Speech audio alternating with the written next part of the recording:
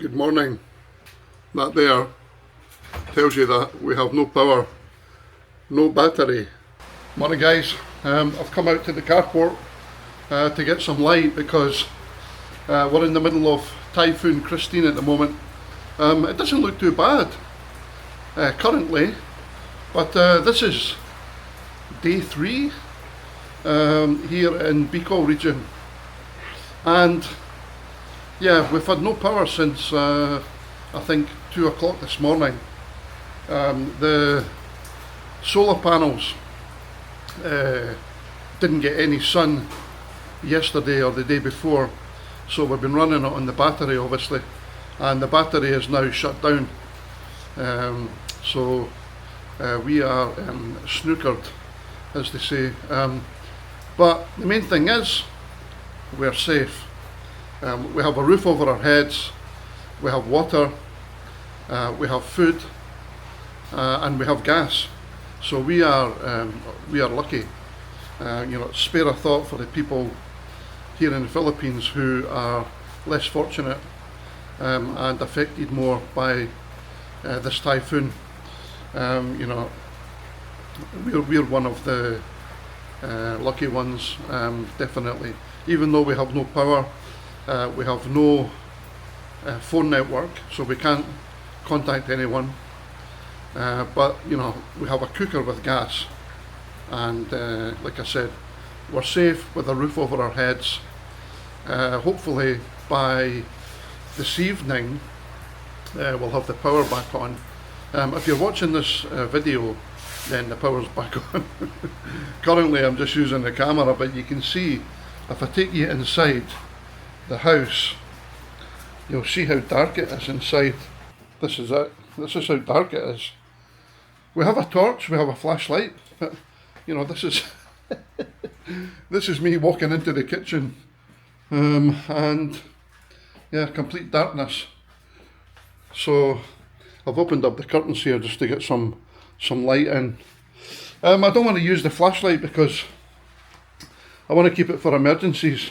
I did have a look at this control panel, the settings. You can actually reduce the battery shut off. So let me just show you what I mean. So here where it says, I don't know if you can see that here, shutdown, 48 volts. You can change that.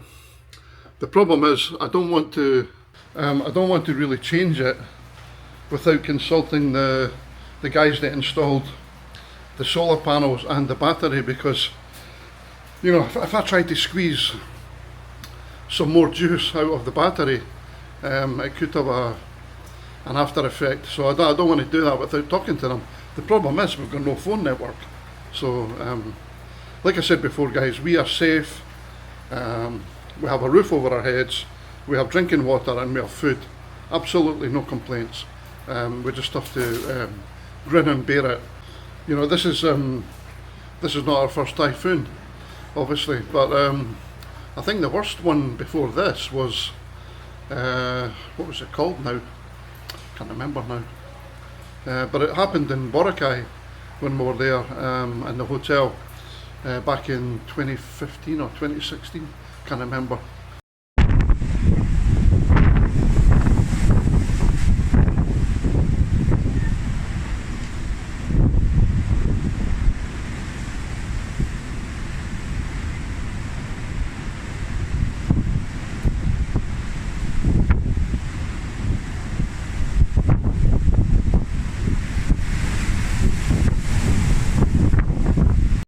There's a video on this channel with some footage of the typhoon, and that was pretty severe, but it didn't last as long as this.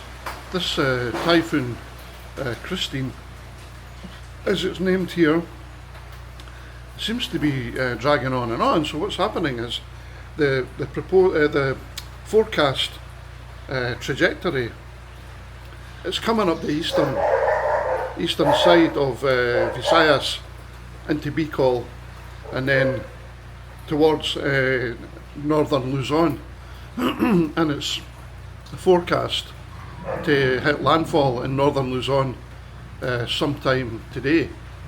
But you know, it was at level 1 here for a while, and then last night I think it went, or yesterday afternoon it went to level 2. But we've been getting the edge of it as it's been going up the eastern seaboard, and it's been dark here for 2 days, and raining constantly. You know, we had a leak in the stairwell from the roof that was recently repaired, but I think the third time we've got it repaired, and it's still not leaking, so that's good news. The guy that did that has obviously managed to fix it. The problem is when you get something like this, is, you know, if it drags on and on. I mean, look at the, you know, it's raining, there's not much wind, but the power's out, and these things happen here. You know, if there's rain, the power gets knocked out. The problem is we don't know when it's going to be back on again, so yeah, we just have to grin and bear it. Like I said, we're safe, we have a roof over our heads, and we have food and water. We couldn't ask for more than that. Just, you know, spare a thought for the less fortunate guys. There's been flooding here, mainly in Legazpi. Yesterday we were out in the car, and there was quite a lot of flooding. You know, there was guys walking down the road up to their waist in floodwater, so we had to go different ways to get back.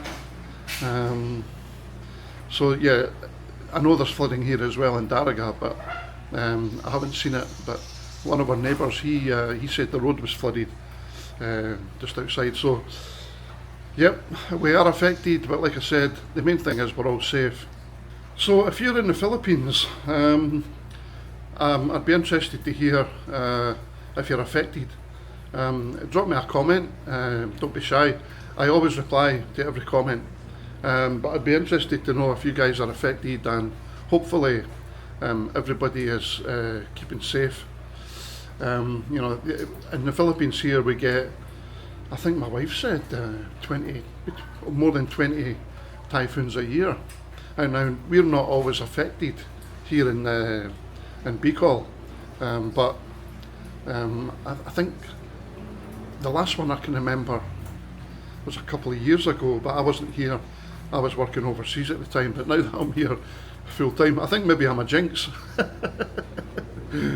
Because since I've been back, the new car broke down. Now we've got a typhoon that's affected the power and everything, and I don't know, maybe I'm not a jinx. Anyway, I just thought I'd give you an update.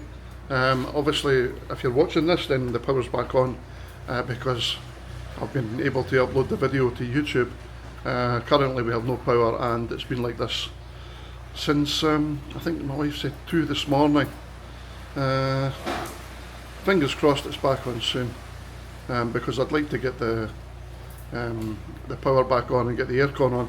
You probably can't see, but you know, even with the weather like this, you still sweat, especially indoors. I think what I might do is I might move this car outside here, and maybe that'll let some more air in. You know, at least I'll let a wee bit more light in, maybe. As you can see here, the banana trees are all devastated here. We're going to have to move all that before I can take the car out. It's a hard life, eh? Anyway guys, just thought I'd give you a quick update, and take care. All the best. Cheers.